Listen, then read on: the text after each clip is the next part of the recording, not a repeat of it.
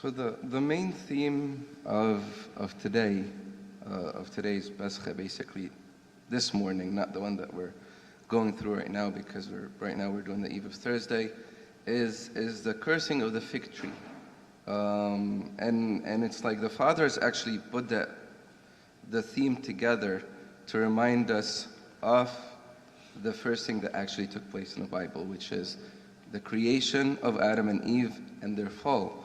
Because after Adam and Eve fell, they covered themselves with fig trees. So the fathers put together the story of the fig tree, or the passage of the fig tree in the morning, is to remind us the reason that Christ is doing this salvation that he's doing this week. And in a way, he's also, by cursing the fig tree, okay, which I'm going to mention in a bit, he's rejecting and going against what the fig tree represents, and we're going to mention what that is in a minute. So the event in general, it's actually a very simple story. It was mentioned in St. Mark's Gospel, chapter 11, and St. Matthew's chapter 21. St. Mark's have some details, and Christ was basically on his way to Jerusalem, and he found a fig tree from far away, and you can see that the tree has leaves. Okay, so he came closer to the tree, intending to find fruits and to actually eat the fruit. But when he came closer to the tree, he did not find any fruits. And St. Mark himself, he says some extra details, saying that it wasn't time for figs. So it wasn't the season to see any leaves on a tree or to find any fruits on a tree. And not finding fruits when there's leaf is actually a very big deal. Okay, you can have leaves and have maybe fruits that are not ripe, okay, which are basically like the green figs that we see, or they can be ripe and they start darkening a bit. But to have figs, you must have some kind of indication of fruits, okay? So the fact that there was no fruits here, there was something wrong, okay? This is why Christ cursed it. He didn't necessarily said, "Cursed are you." He said, "Let no one eat fruit from you ever again." Okay? And again, this happened in St. Matthew and St. Mark. But what the tree really represents is hypocrisy. Okay? And we can call this tree to be the tree of hypocrisy. And the definition of hypocrisy, this is from the Oxford Dictionary, is a behavior that does not meet the moral standards or match the opinions that someone or somebody claims to have. Okay? Hypocrisy is when I say that I believe in something, okay, but my actions and my words may tend to be attributed to that thing. But if you live with me, okay, or if you get closer to me, you'll learn that I'm not really living what I do. I'm not the person that I say I really am. I don't exactly do deep inside the things that I say I believe. And this is kind of the same, this applies to the fig tree too, okay? It looks like it has fruits because there's leaves there, but there's really no fruits, okay? And kind of this is a problem here, and that's why the tree, or the fig tree specifically, represents hypocrisy. And if we link it back to what happened in paradise when Adam and Eve fell, it's like Christ is saying that I am cursing the hypocrisy, okay, that Adam and Eve had, which is, in a way, they were hiding from God, okay? So the fig tree with leaves and no fruit is equal to a hypocritical person. And this is in connection to Israel, okay, or the old Israel, the nation of Israel at the time, or the state of the nation of Israel at the time, and that's when Christ was trying to address at the time. Okay, the nation of Israel they came to be known as the holiest nation on earth. Okay, The fact that they had the law, the Mosaic law that came from God, the temple, the continual sacrifices, means of forgiving sins through the sacrifices, okay? And they were called the people of God, okay? Even till this day, what happened with the Jews in Egypt, when the Jewish nation, that great miracle where God saved them from the Egyptians, from the bondage and the slavery of Egypt, and they crossed the Red Sea, till this day, this is one of the biggest celebrations that the Jewish nation have, okay? And it has become the event that everyone knew the Jewish nation for, okay? A lot of the nations became scared and feared the Jewish people because they believed that the God of the Jewish people is as strong as he says he is, okay? We see this happen again with the crossing of the Red Sea. This happened many times with the God of Daniel, with the many stories, many incidents where Daniel was put into the lion's dens twice, okay? And the king at the time declared that the God of Daniel is as strong and as mighty as he really is. So all those nations recognized the power, okay, of the Jewish nation because of God. Even though those people didn't necessarily believe in that God, but they recognized his might and his power, okay? But the state of the Jewish nation at the time was basically very hypocritical. They were full of hypocrisy, and they were actually also given the commandments to prepare them for the Messiah's coming, okay? And that's kind of the puzzling thing here, okay? You had the law, you had all the signs, you had the prophets, okay? You had judges, you had the entire Old Testament that is in a way Christ-centered or Messiah-centered, and you had all the signs of recognizing Christ or the Messiah, and that they didn't recognize him, okay? And in a way, they got stuck with the law, acting like Pharisees, and they forgot the most basic tenets of God, and that's faith, love, holiness, humility, okay? Things that are supposed to be found in the people of God, okay? And again, all of these tenets are supposed to prepare them to recognize the Savior, the Messiah, Jesus Christ. They also took pride in being God's people, but when God himself came in his only begotten Son, they rejected him. And that's when Christ himself said many times, if you are the sons of Abraham, you would accept me.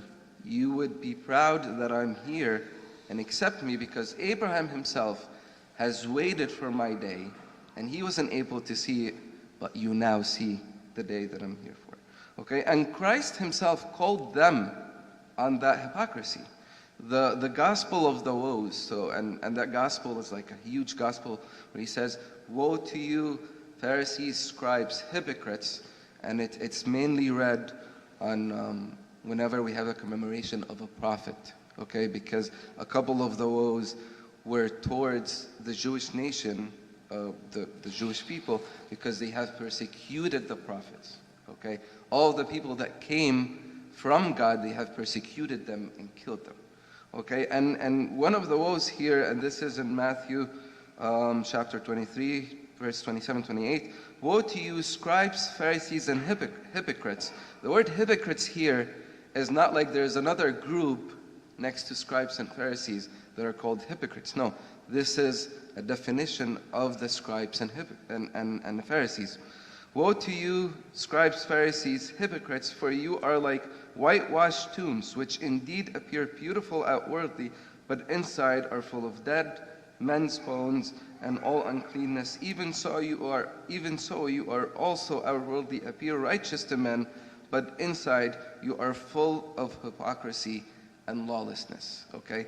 And the whitewashed tombs here is basically a reference to the tradition where wherever tombs were, and say if their tombs were actually under a bridge, the tombs, or the area around the tombs, used to be painted white.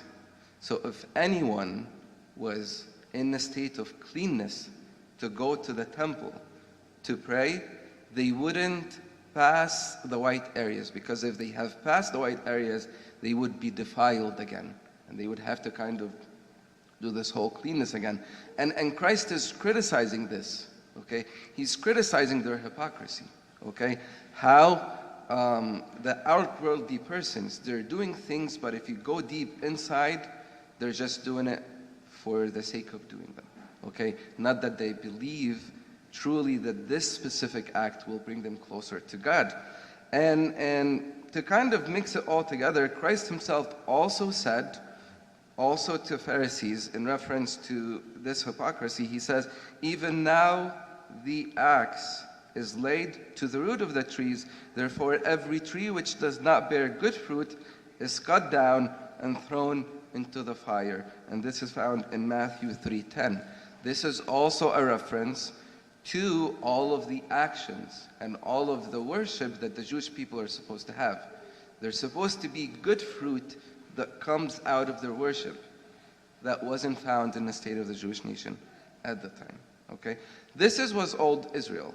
The new Israel, which us as Christians, this specific sin is not foreign to us. Okay? Specifically as Christians.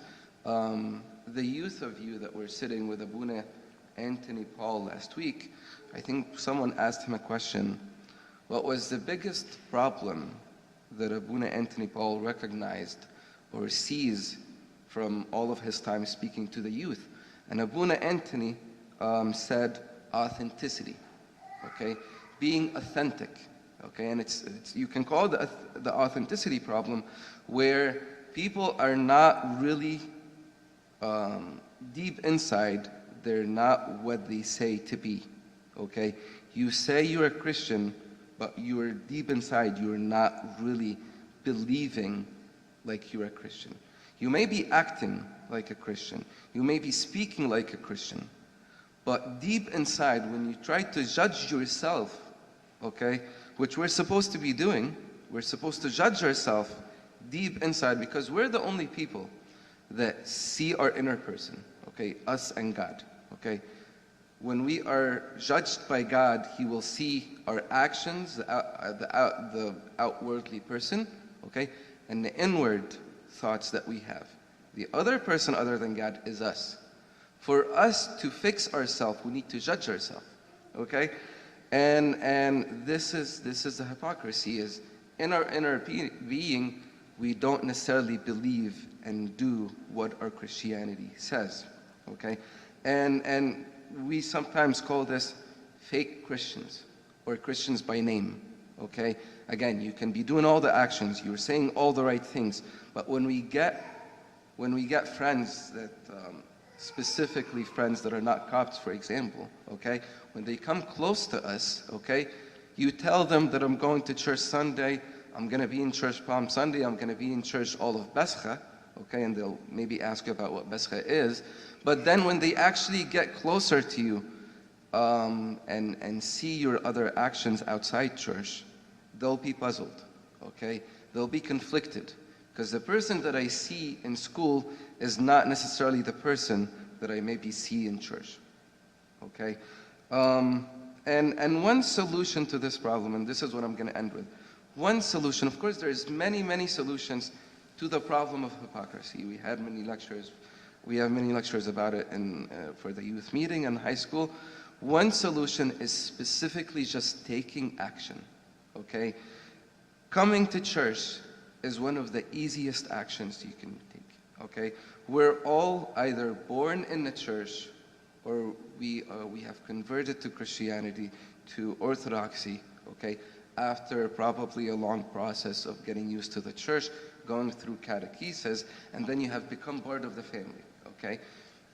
But once you're there, okay, coming to church is the least that you could do, okay? And a lot of people, again, come to church and don't necessarily benefit, but the majority of people When you come to church, coming to church becomes secondhand, and you will slowly change, okay? Ideally, if you want to change a person, you want to change their mind. You want to change the way they're thinking, because the way you think affects the way you speak and the way you take action. But if you cannot change that, how about we do the easier thing of actually just taking action and taking advantage of what you could do? Wherever you have the possibility of doing something good or godly or merciful, take it. Even if you don't understand what you can gain from it, but do it, okay? When you come to church, even if you don't understand what's happening in church, you come there and hopefully you'll be in a state where something tickles your thoughts or your mind, and you would go up and ask someone who might be looking like they actually know what they're talking about or what they're doing, okay? And the hope here is to let the action change the mind, okay? The most famous example that we always use in high school is listening to music, okay? You listen to rap, okay, for example, or hip-hop or whatever, okay? Maybe there's no curses in there, or if there is curses, when we ask younger people not to listen to rap, they come and tell you, it's okay, we know, we recognize where the curses are, it doesn't affect us, okay? But what you don't recognize is that the way you're speaking, the normal conversations you have to people, will subconsciously change based on what you listen to, okay? And I'm not saying that you will be cussing people out, or you will be using words that are not suitable, but simply the way your mind works subconsciously will be based on what you get it used to. You're listening to rap, you're listening to music, you're listening to all of this, you'll be speaking in such a way, okay?